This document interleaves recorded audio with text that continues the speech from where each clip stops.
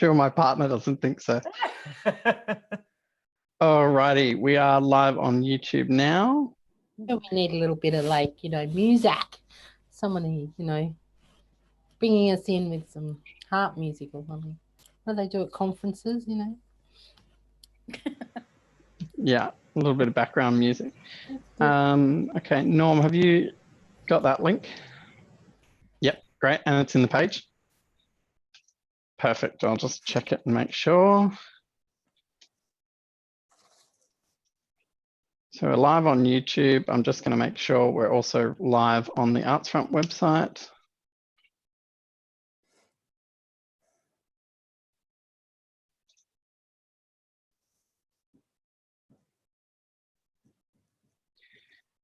Like mission control. Yes, there's quite a few people in the background making sure these things run. Okay, I can see we're live on YouTube and we're live on the Artsfront website. So that is the point when I will mute myself. All right. Does that mean we're good to go? We have 3 minutes. Do we? Yeah, there's about 3 minutes till midday. Great.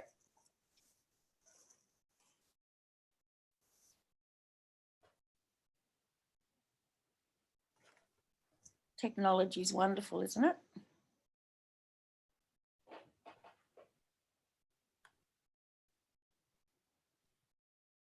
Yeah, definitely. An opportunity and a curse. I'm still fascinated by how faxes work. So.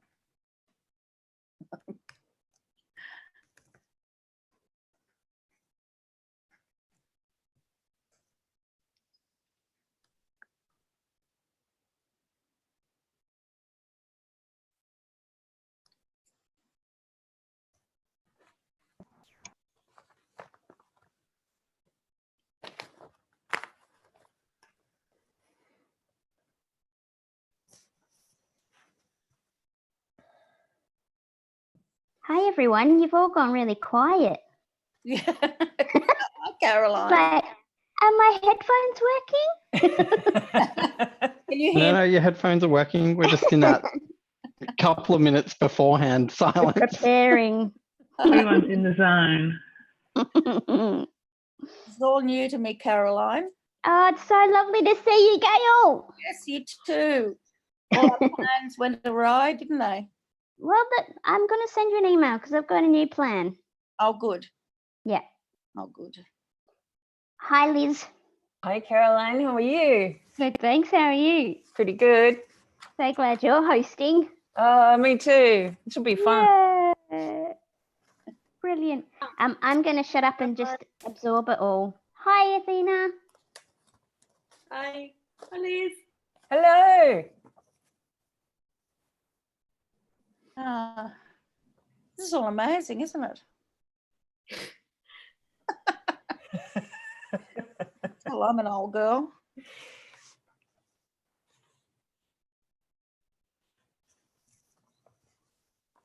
Oh, lots of people are joining up. Yeah, it's fabulous. Yeah. My nephew, Brett, sent it out to all his contacts. So.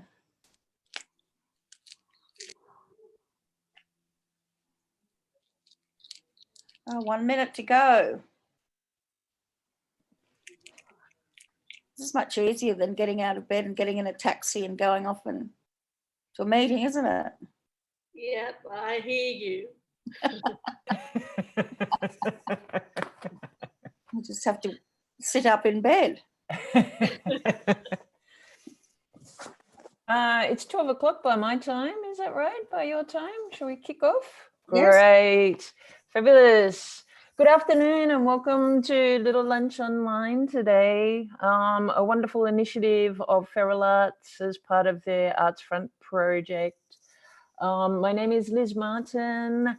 I live and work on the land of the Gadigal people of the Eora Nation, and I'd like to pay my respects to elders past, present, and emerging. I am the Arts Development and Training Manager at Accessible Arts. which is the peak arts and disability organisation across New South Wales. We're always seeking to ensure artists, arts workers and audiences with disability have full access and participation within the diverse arts sector. I'm also a musician with disability, performing regularly. You can follow me on, no, I'm just not going to do that to you. But I'm super keen to see our art stages opened up and more people with disability on our performing arts stages. If you're not yet connected to Accessible Arts, connect with us. We're super small but fabulous team. Really keen to meet with you and know you. If you want to learn some stuff while we're all bunkering down, you can check out our disability awareness and equity workshops, which are now online, beaming into your house. And of course, we've got all the current funding opportunities open to artists, both with and without disability, up on our websites and social media pages. So yes, do get in touch. Remember today, if you would like to make a comment, and people are already getting into it, I see, feel free to jump on into the chat and make some comments there. I have some housekeeping notes to remind you that this session is being recorded and will be available for viewing online afterwards at www.llol.com.au.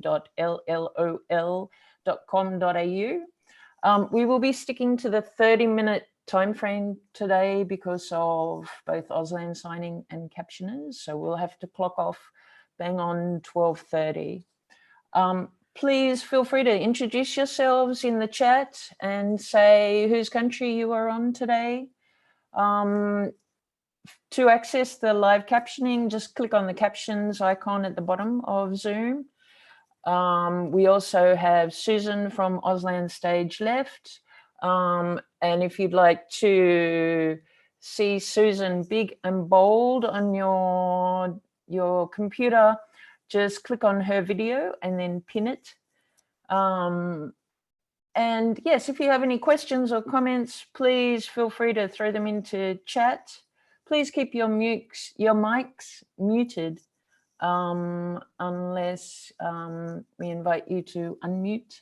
And if there are any tech probs or feedback, please contact Artsfront at email contact@artsfront.com. That's my blurby beginning to this session. I'm so delighted and excited to introduce you to a brilliant award-winning writer, a Wongaboon woman from the Napa-speaking nation, a wheelchair user, a fabulous storyteller, and probably one of my all-time favorite writers, Gail Kennedy. Oh, Gail, you, I'm wondering how isolation time is for you, whether it's any different. We're friends on Facebook, and I always am under the impression that you spend a great deal of your time watching YouTube country music links and hanging out at home writing. Has your life changed much at the moment? not at all. The only thing that's different is I can't go to the pub and listen to live bands, but you know, no, it hasn't changed much. I mean, I did years and years of getting up every day and going to work at a certain time, and I hated every minute of it. So now I kind of live life my way, and it's sort of topsy-turvy. I tend to be trawling around at night and sleeping during the day, which suits me. But, you know, like I kind of have the attitude of where I am is where I am, and I'm very adaptable. I think you'll find a lot of people with disabilities are very adaptable. We have to be. And a lot of us have grown up being on the outside, really, you know, and living a lot in our heads. And you'll find a lot of, I think, there's probably a huge untapped market of really brilliant artists with disabilities, because really that's been the go-to for a lot of us, you know, to be creative, to write, to paint, to act, to sing. I guess it's and a lot of us make our living that way. So it's, you know, like I can do what I do anywhere at any time, which suits me really well, except when I have to get up and take myself off to a conference. But, you know. Well, you may not have to do that in the new world, Gail. You might just be able to stream in. Yeah, I mean, I like this. I mean, just sitting up and in bed and having a cup of tea and putting a computer in front of me. Yeah. So, but yeah, I mean, you know, it hasn't really changed much for me. But I understand for a lot of people, it must be difficult staying at home when you're just going out. It's not really all that different for me.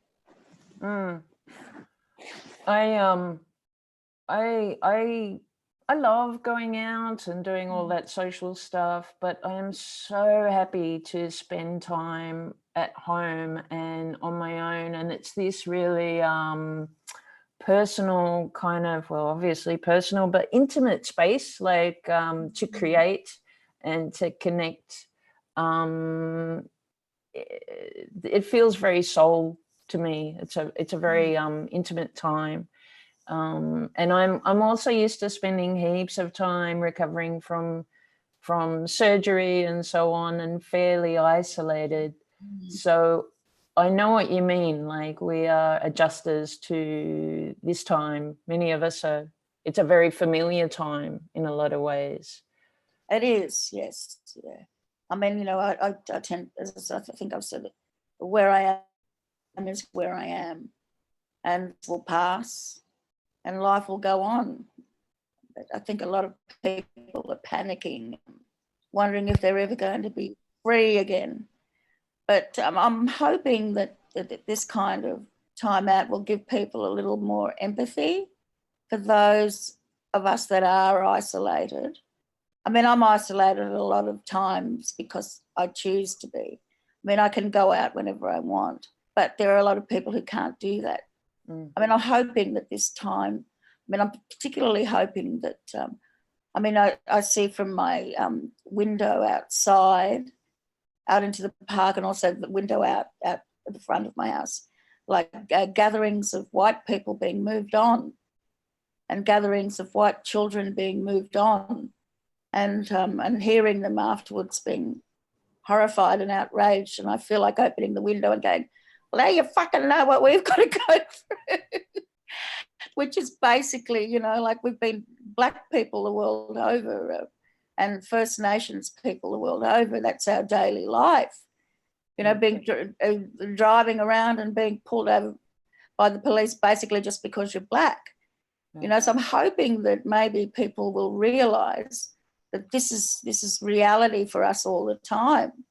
I'm hoping that this time will teach people a little more empathy, and that it will teach them that hey, we're all human beings, and we really need to start standing up to the powers that be and say, you know, stop treating Black people and First Nations people as different entities.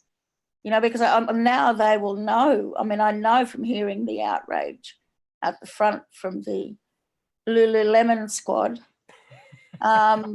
you know, just how outraged they are. You know, I was just standing on how, you know, and so yeah, one would hope that they would perhaps learn a little empathy.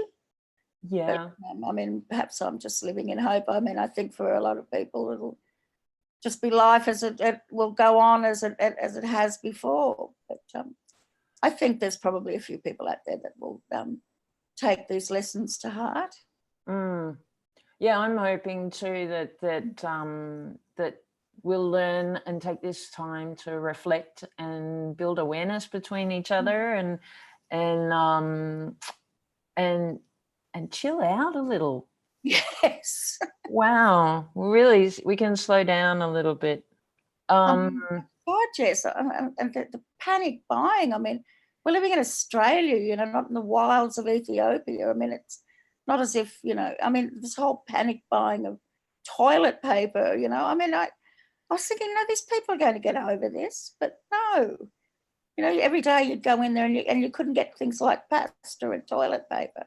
Yeah. I'm going, why? Yeah.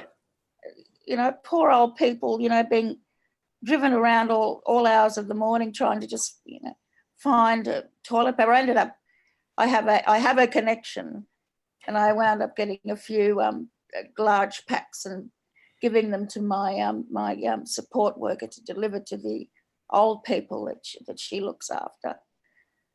You know, just saying, just take them to them, you know, because I can't bear the idea of it, you know. But I found a lot of selfishness was and greed. Really, it was really surprising to me that people would behave in such a manner. Yeah, well, I guess fear will make you do the strangest things. Well, exactly, and I think I wrote something maybe a couple of months ago that, you know, civilization is a very thin veneer. It doesn't, you know, it doesn't take much at all for people to start acting like absolute arseholes. And I think we've seen this, and you know, this whole business of you know, Australia and mateship, and we're all in this together has been shown to be not so true. You know, the emperor has no clothes. So it's it's been a bit of a learning curve for me. See this kind of behaviour. Well, very. You know.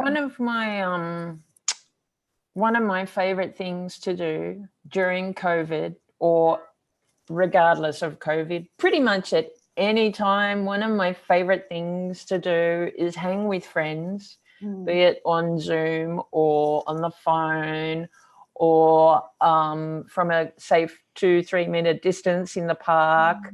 But hang with friends and swap stories and tell stories and try to outdo each other and laugh and make each other feel better and kind of hold each other up a little bit. And when I read your book, Me, Ant-Man and Fleabag, that's exactly how I felt. I felt like I knew you. I felt, which I didn't at the time, but I felt like I knew you. I felt like you were my new best friend, and like we were just spending time having a yarn together, and you were letting me into your life and your experience, and so much I could relate to. Good. Yeah. So we are nearly halfway through, so we should I should shut up and ask you, Gail, would you please read to us a story from your short story book there? I'll read the first story, which is actually how the book actually started. I wrote this for the Inner City Life competition and it won, but I liked the characters so much that I just decided to keep going. So this one, it was all about how black fellas keep getting moved along all the time when they're just sitting down in the park. They just want to, you know, have a picnic, have a glass of wine, you know, the dog run around, and, you know, the police are always, you know, always moving them along. But, you know, I live in Balmain and I'm down at the park all the time with my dogs and we're not being moved along. And the white people were drinking and wine, but they were drinking them in fancy bottles and everything. So I just wrote this as part of it. I was gobsmacked when it won, but it kind of started the book off and my career, really. So it's called How to Drink in the Park. Me, Ant-Man, and our mongrel Fleabag like partying outside. We both come from the bush. Me, I'm a New South Wales desert girl, and Ant-Man's mob are river people. 'Cause we ain't got no river or desert here in the city, we like sitting in the park, yarning, having a charge, playing country music. We don't cause no harm. Try telling that to the coppers. As soon as they see us, they start growling. They say, no drinking here, no music.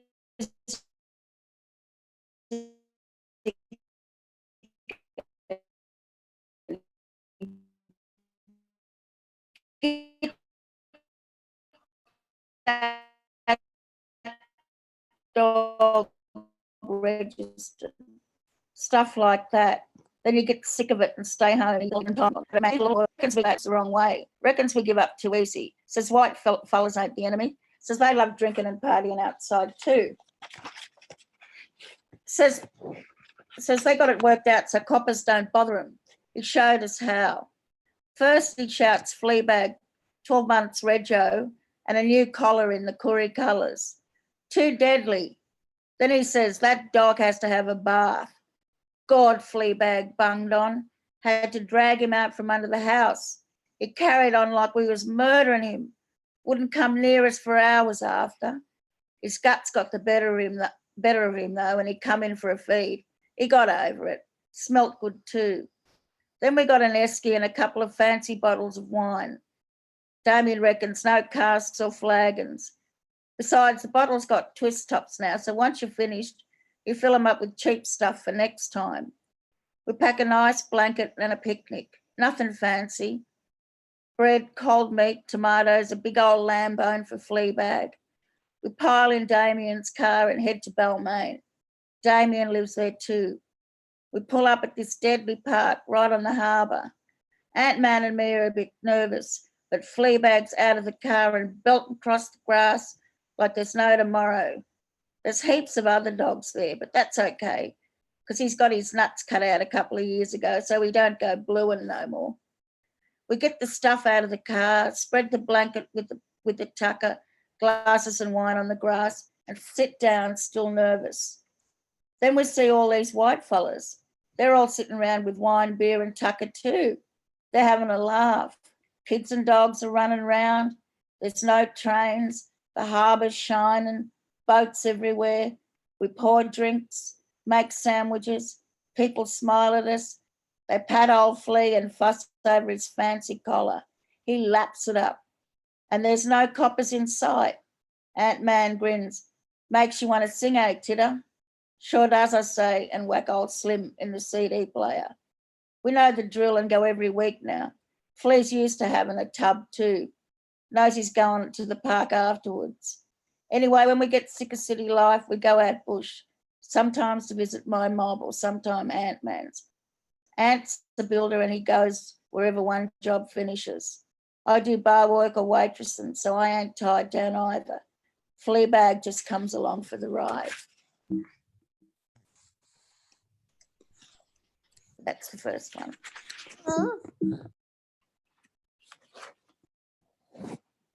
Sorry, I had myself on mute and just started talking to you while I was on mute. I love that one. Where can people get copies of your book, Gail? Any bookshop can order it, or it's still available online. Yep. It's in its second edition now, so. It's in the second edition, did you say? You can buy it anywhere, really. Just Yeah. you can buy it, but I like to use it. Yes. When I kind of like it to be bought from bookshops like Glee Books. Oh, yep. Or, Australian booksellers. Yep. At all possible. And not Amazon. Yeah. When I first read your book, I went back online and then ordered a whole bunch and then gave them all away and then gave away my own copy. So I need to order another copy. So I'm going to do that. What are you working on at the moment, Gail? At the moment, I'm trying to finish a memoir. It's taken me a long while because I found it very, very emotionally draining. I mean, I usually write fiction, and I've had to basically face up to a lot of things that I went through when I was a kid. You know, like it will stop when I'm about 21. So, and it's written in 3 parts. It's not just what I went through, but my parents as well, you know, having their first child ill and basically away from them for 2.5 years. And, you know, me turning up a stranger and to them, and they're strangers to me. And so it's, yeah, but I'm, you know, I think I needed about another 6 months or so that I can finish it. So we'll see how we go. I mean, I went through very different phases of how I was actually going to write it. And I'd start, stop, it wasn't working. But now I've found a way that works. So basically, thank you, Helen Garner. I read one of her books and then I just sort of thought, oh, that's how I should be doing it. Yeah. More vignettes than. Yeah. Yep. Oh, I can't wait to read it. Sarah Hubolt has just asked there whether any of your stuff is available as audiobooks. No, I've always wanted to do this as an audiobook, but I'm not really sure how to go about it. Yeah. I don't know that Australia really knows what to do with this book. They're not really sure because, you know, look, we've got black fellas in there drinking and having a good time and a bit of a toke here and there, and it's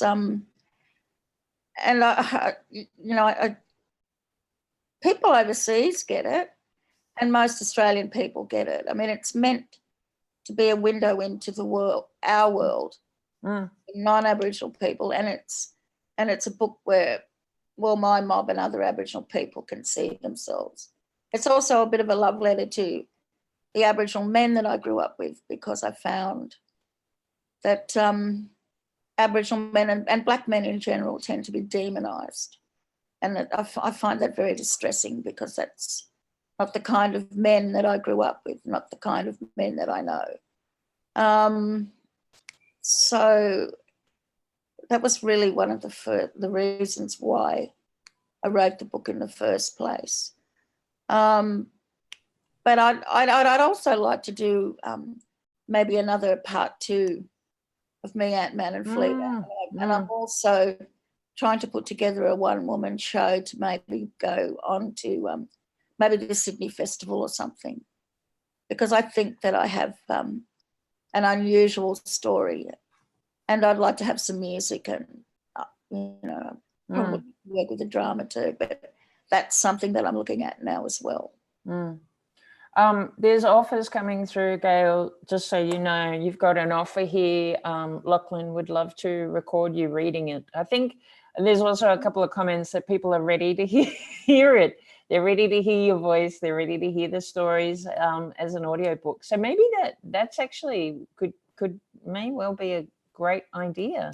I think it would be great. I mean, it comes alive when it's being read. A lot of people don't. I mean, it's written in the lingo and in a certain voice, and so an audiobook would be perfect. I mean, I could read another short one if you like. That would be great. We're at it's now 24 minutes past 12, and we will cut out at 12:30. But we'd love another short story, Gail. That would be fabulous. Okay.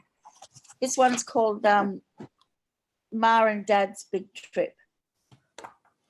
Me Ma and Dad went on the Indian Pacific and the Garn up to Alice Springs. It was first class all the way. They had a fancy cabin and they ate all their meals in the flash dining room. All the way from home to Alice and back again. They was drinking top shelf grog, and there was a chef preparing 4-star tucker. Most of it looked like that, just like that food you see in them flash magazines or on one of them cooking shows on the telly. Anyway, after a couple of days, Ma got sick of eating all that fine food, hated all the sauces, and hated the way they stacked everything up. She used to get wild when they put her meat on top of the chips. What stupid bastard come up with that idea? Don't they know it makes the chips soggy? She reckoned the tucker was so fancy you couldn't tell what the fuck he was eating half the time. Anyway, this day she'd had a gutful. So when the waiter comes up and asks them what they were having, oops, should have been better prepared for that.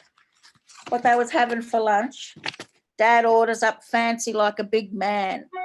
Then the waiter turns to Ma and says, "And what would Madam like to eat today?" Ma looks up at him and says in her sweetest voice, "Well, you know, I wouldn't mind having something nice and simple, you know, like chops, tomato, and some lettuce."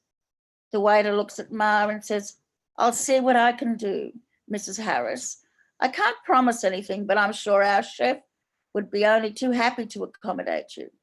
"I'm sorry to be a nuisance," Ma replies, "but I would appreciate it, love." So the waiter comes back with the tucker. He's got Dad's fancy feed of veal provençal with herb cream noodles and a warm side salad. And for Ma, he's got a rack of lamb, cherry tomatoes, and a handful of rocket. He bungs it down in front of her with a flourish. "There you go, Mrs. Harris. I think you'll enjoy this." After the waiter leaves, Ma looks down at the tucker in disgust and starts poking at it and moving it around on her plate. "Look at the size of these fucking tomatoes, will you?" she says to Dad. "And what kind of lettuce is this supposed to be?" "I don't know, Beryl. Anyway, stop making a fuss and eat the fucking thing." "I don't think I will," Ma reckons. "I mean, Roy, we paid a lot of money to come on this trip. You think they could serve up some decent-sized tomatoes? And another thing," she says, turning the rack of lamb this way and that, "would it have killed him to cut up the chops?" And that's it. Thanks, Gail. So good to hear you reading. There's so many comments here. People want it as a they want you to read. They want you to record it. I think today, surprisingly, we're going to make it happen. Audio books pages. I think it would work really well. Yeah. Audio book.